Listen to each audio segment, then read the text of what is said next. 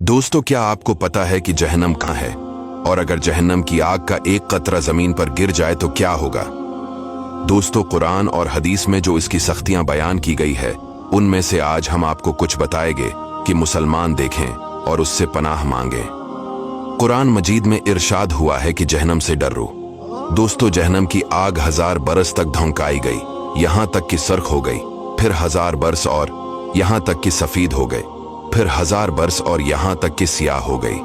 अब वो निरी सियाह है जिसमें रोशनी का नाम नहीं। जबराइल अलैहिस्सलाम ने नबी सल्लल्लाहु अलैहि वसल्लम से कसम खाकर अर्ज की कि अगर जहन्नम सवी के नाके के बराबर खोल दिया जाए तो तमाम जमीन वाले सब के सब इसकी गर्मी से मर जाएं, और कसम खाकर कहा कि अगर जहन्नम का कोई दारोगा अहले दुनिया पर जाहिर हो तो जमीन के रहने वाले सब उसकी हैबत से मर जाएं।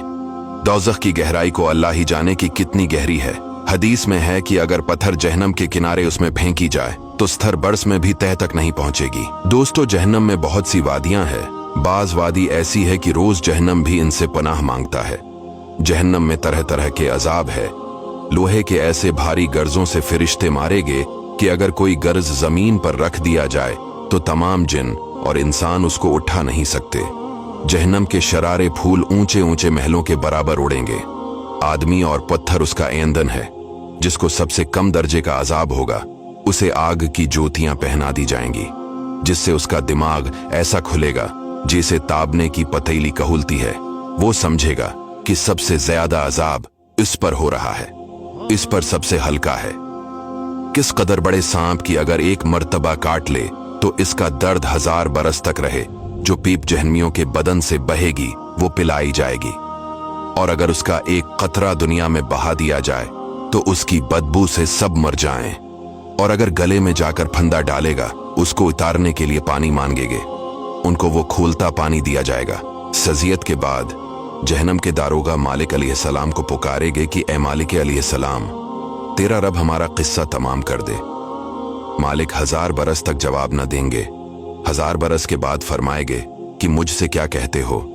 इससे कहो जिसकी नाफरमानी की है। 1000 बरस तक रब को इसकी रहमत के नामों से पिकारेंगे। वो 1000 बरस तक जवाब न देगा। इसके बाद फरमाएगा, दूर हो जाओ, जहन्नम में पड़े रहो, मुझसे बात न करो। इस वक्त कफ्फार खून के आंसू रोएंगे। रोने का खून और पीप इस कदर हो जाएगा अगर इसमें किश्तियां डाली जाए तो चलने लगे। फिर आखिर में कफ्फार के लिए ये होगा कि उसके कद बराबर आग के संदूक में उसे बंद करेंगे। फिर इसमें आग भड़काएं जाएंगी। फिर ये संदूक आग के दूसरे संदूक में रख दिया जाएगा और इन दोनों के दरमियान आग जलाई जाएगी। फिर इसी तरह उसको और एक संदूक में रख दिया जाएगा और आग का कफल लगा दिया जाएगा।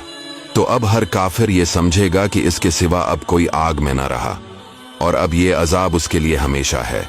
जब सब जनती जंत में दाखिल हो लेंगे और जहन्नम में सिर्फ वही रह जाएंगे जिनको हमेशा के लिए उसमें रहना है, और इस वक्त जन्नत और जहन्नम के दरमियान मौत को मेंढक की तरह लाकर खड़ा कर देंगे। फिर मनादी जन्नत वालों को पुकारेगा। वो डरते हुए देखेंगे कि कहीं ऐसा न हो कि यहां से निकलने का हुक्म हो। फिर जहन्मियों को पकारेगा। वो खुश होते हुए देखेंगे कि शायद इस मुसीबत से रहाई हो जाए। फिर इन सब से पूछा जाएगा कि इसे जानते हो? सब कहेंगे कि ये मौत है। वो ज़बह कर दी जाएगी और कहेगा कि ए अहले जन्नत, अब हमेशगी है, अब मरना नहीं। इस वक्त जन्नतियों को खुशी ही खुशी और जहन्मियों के गम ही गम। दोस्तों, वीडियो को शेयर कीजिएगा।